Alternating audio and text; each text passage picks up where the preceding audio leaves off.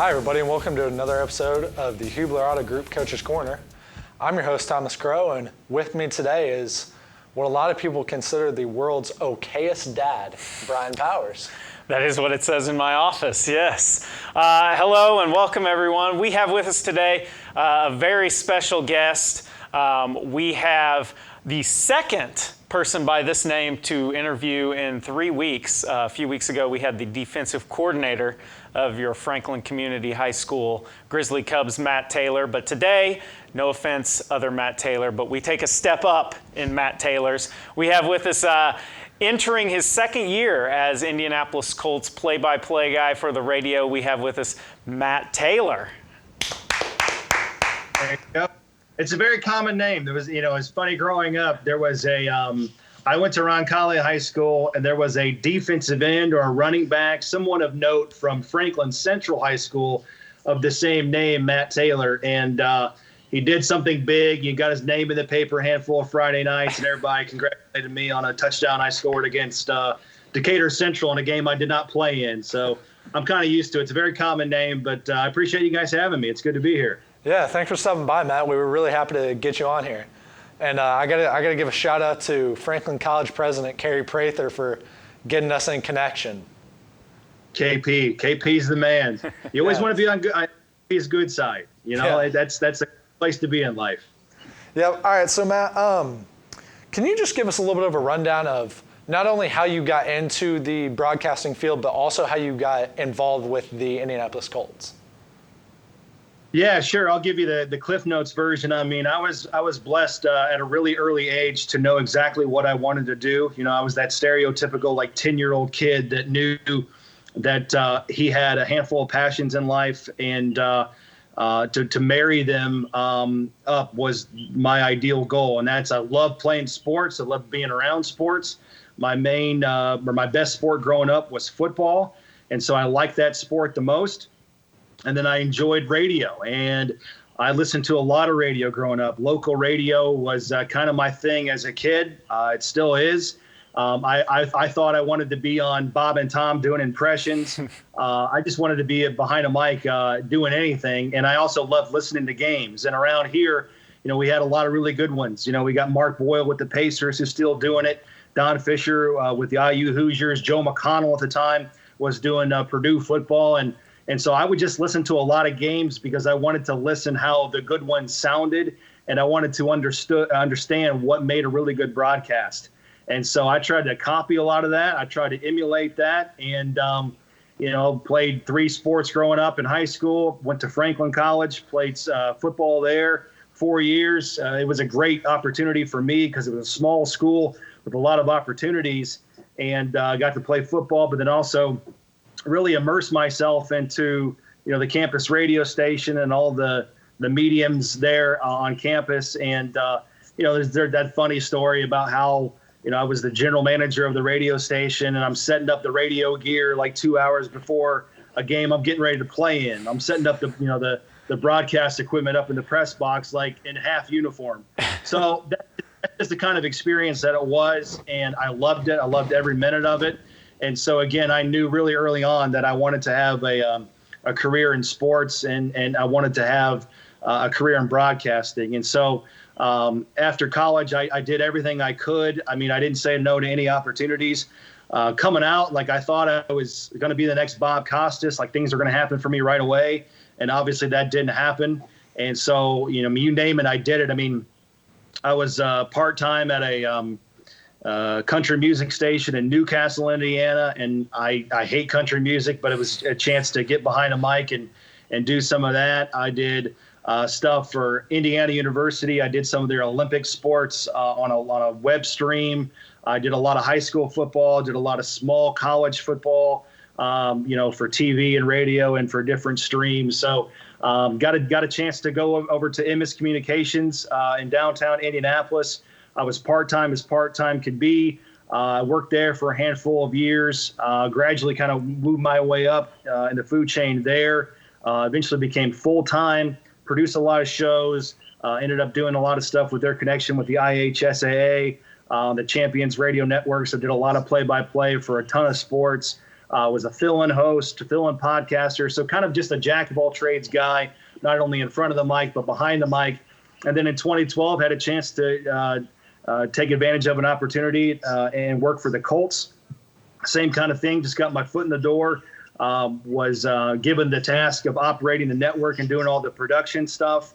And then slowly but surely, as the years went on, I was doing more and more in front of the front of the camera, behind the mic, sideline reporting. So basically, a good way to understand it is, if you're listening to a Colts game, or if you've listened to a Colts game since 2012, my fingerprints, my DNA's over everything. There's nothing that I haven't touched as far as the broadcast is concerned.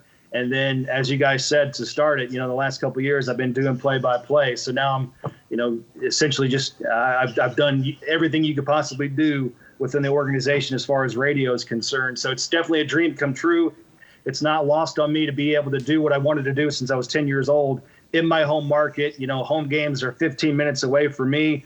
It's every time we get ready to do a game, it's a pinch me type moment, because in a lot of ways I'm doing what I set out for myself, 25 years ago. Yeah, that's a great, just kind of a great testament of making sure that you do everything you can to make sure you get all the experience that you need with that. Was that still WFCI? It was, yeah, WFCI at Franklin College. And I remember the first day on campus, actually it was before school even started. We had to show up a week or two early for orientation. We had our little mentors or small focus groups, whatever you want to call them.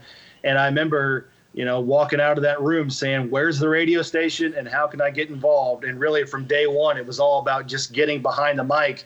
And it doesn't matter. Like, I know a lot of people say, oh, in this industry, you got to go to Ball State, or you got to go to, Syracuse, or some of these other big, good telecommunication schools with great programs. For me, it just mattered getting experience. It didn't matter that I wasn't calling Division I games. It just mattered that I was calling games. And going to a school like Franklin, that really afforded me the opportunity to do basketball for the men's team, the women's team, the baseball team, traveling around. I mean, not a lot of people in my position, 21 years old, not a lot of folks wanted to give up a Saturday night to drive over to Defiance and call a baseball game. But to me, I relished that opportunity because I knew it was making me better. And there's a lot of things that I learned that I still, apply to what I'm doing now, 12, 13 years ago when I was calling games on WFCI. Is a really, really good opportunity. Yeah, definitely. I remember when I was a senior in high school, I worked at the radio station. I knew someone, and they kind of got me in connection. And this may surprise you. I worked it was the noon to 2 shift on Saturdays, and shockingly enough, 10 to 12, 10 a.m. to 12 p.m. shift on Saturday mornings. And it was not rare for the general manager, to not show up and let me in at 9:30 on a Saturday morning. So I know that'd be rare. So you do all this stuff and you start working sideline. How does that help you prepare for play-by-play? Well, it helps because, again, having a good understanding of all the different roles of a broadcast and all the different things that make up a broadcast. Mm-hmm. Now that I'm in my play-by-play role, I feel like I have a good grasp on how to utilize the sideline reporter, how to maximize that role on our broadcast, right? I mean, so the role of the sideline reporter is to bring us closer to the action, take us to the field as often as possible. Like, what's the vibe of the stadium? What's the energy? What's going on the sideline? What kind of conversations are being had between the players and the coaches or the players themselves? Give me an injury report. We have a sideline reporter on the field. So when there's a play that gets out of hand, like who started the scuffle, give me the genesis of the play. How did things unfold? Give me some anecdotes that we didn't see, 7 stories up high in the press box. She's also, the role of the sideline reporter is to help see things that we can't see.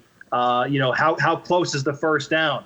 How far away is the ball from the goal line? That kind of thing. So having done that already, I'm able to, in my mind, think, okay, if I was a sideline reporter here, here's what I would say, or here's what I would want to know. And then I'm able to kind of ask those questions or lead that discussion on the air with the sideline reporter. So it's two different dynamics, certainly.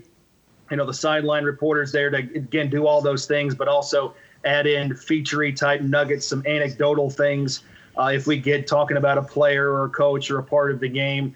So you're prepared kind of differently to incorporate those things. Whereas the play-by-play guy, you're more of the meat and the potatoes, all the stats, all the information on the players, what they've done lately. You're incorporating all of those things, with trends and things like that. But, doing play-by-play, I kind of liken it to you're an air traffic controller, or you're kind of the pseudo executive director, because you got all these things in your head. You're balancing the game, but you're also playing a game of chess in your head. Hey, I want to set up my color analyst this way. I also want to incorporate the sideline person this way, or on this upcoming play, I have an anecdote about the last catch or the upcoming catch. It might be a milestone. So you're always thinking ahead, and you're always balancing how to incorporate the other people on the broadcast around you the best way you know how. Yeah, so we're gonna go back about a year, last August, and we're playing the preseason game against the Bears. I'm at the game. First 3 quarters go well. Even Chad Kelly scores a touchdown, and we get to the 4th quarter, and everything changes. The game changes, the crowd changes, the season itself changes. Can you just give me some insider perspective as to how that night went on the retirement of Andrew Luck?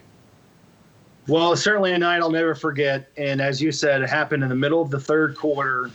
We didn't have a heads up. Only a handful of people in his inner circle really knew about it. And, one of my typical things, depending on who we're playing, as you said, that night we're playing the Bears. So I'll follow a lot of the Bears folks ahead of time on Twitter. I'll set up notifications. That helps me as far as, injuries or things that happen during the game that I need to know about. And so a typical routine of mine is during a commercial break, I'll check my phone, see what's going on, just like everybody else. And of course, I saw the notification on my phone from Adam Schefter, right? I mean, we're talking about a guy with 7 million followers, credibility out in all the right directions. And the first thing I saw was, Andrew Luck has decided to retire. I'm paraphrasing, whatever the wordage was. The first thing I looked for was like a darn Schefter, like the fake, the pseudo Adam Schefter account, to see if this was a hoax or a hack job or whatever. So as soon as we kind of clarified, like, hey, this is legit, this is real, then obviously the tone of the broadcast, the importance of the broadcast shifted from, the 3rd string tight end for the Bears who just caught a first down to, holy moly, the tenor of this season for the Colts is changing on a dime here with this news. And so, we kind of clarified what was going on. We got word, inside the organization on how we kind of wanted to handle it. And then from that point on, again, the broadcast more or less kind of turned into a news bulletin where every 3 or 4 plays, we had a lot of people hopping onto the broadcast at that point, as you might assume, because people are, texting each other or getting notifications. So what's the first thing they're going to do naturally, right? They're going to turn on the TV or turn on the radio. So we knew we had a higher audience at that point. And so every 3 or 4 plays, we updated folks with what was going on, what we knew, what we didn't know, and then maybe what we could expect to hear after the game, that kind of thing. But yes, it was a night that I'll never forget. And, I woke up the next day because that was a night game, so we didn't get home until late. But waking up the next day, going through all the different things that happened, I thought it was a dream. Didn't think it really happened. We had to get ready for the next game on Thursday, which was the final preseason game, week 4 against Cincinnati. And then we were going to play a regular season game, 10, 11 days after that. So it just happened so fast. And, no one going into that game that night was prepared for that kind of news. And so that's a good example of, kind of adapting, adjusting on the fly, and having to, be prepared for any scenario. Although, again, nobody was prepared for that. Right. Yeah, so that was obviously just a crazy night for everybody. I mean, Yeah, that one, like you said, that'll be something I never forget. But so we know you're a busy guy, so we're gonna try and wrap it up pretty quick. But before we let you go, we had Don Fisher, actually. We were interviewing him the other day, and we got some news that you give I heard, quote unquote, that you give a better Don Fisher impression than Don Fisher actually does himself. Is that right? Is that right? Well, we'll see here. We got 5 minutes to go here in the bowl game here at the Rock Memorial Stadium, where Indiana leads Iowa this afternoon's contest by a score of 17-7. Let's pause 10 seconds for network station identification before this next upcoming play. You're listening to Indiana University football on ING College. See? That is incredible. That is absolutely now, incredible. It's changed so much, that last part with ING College. Yeah. You missed there was like 30 more seconds that you missed. It used to be Learfield Sports. And so whenever I hear Don Fisher saying Indiana University basketball from Learfield Sports now, I would always think of you doing that impression at the time when we were hanging out and you did that impression. I was like, God, that sounds exactly like Matt Taylor. It's like It's Indiana University football from Learfield Sports. Nailed it. That is incredible. Well, Matt, obviously we are extremely humbled for you to stop by. We really appreciate it. It's been awesome talking to you. We wish you the best of luck for the Colts in the next couple weeks. I know we get the Jets next week, so hoping for a win, but we really appreciate you stopping by. I appreciate you guys having call anytime. We'd love to do it again. Awesome. Thanks, Matt. All right, well, for the Indianapolis Colts radio play-by-play, that was Matt Taylor. My co-host, Mr. Brian Powers. I'm Thomas Crow. This has been the Hubler Auto Group Coach's Corner. Hubler is proud to be the official sponsor of Franklin Athletics. Score massive savings on all your favorite brands. Plus, get our 10-year, 200,000-mile warranty included. For all auto needs, just click drivehubler.com. Let's go, Grizzly Cubs!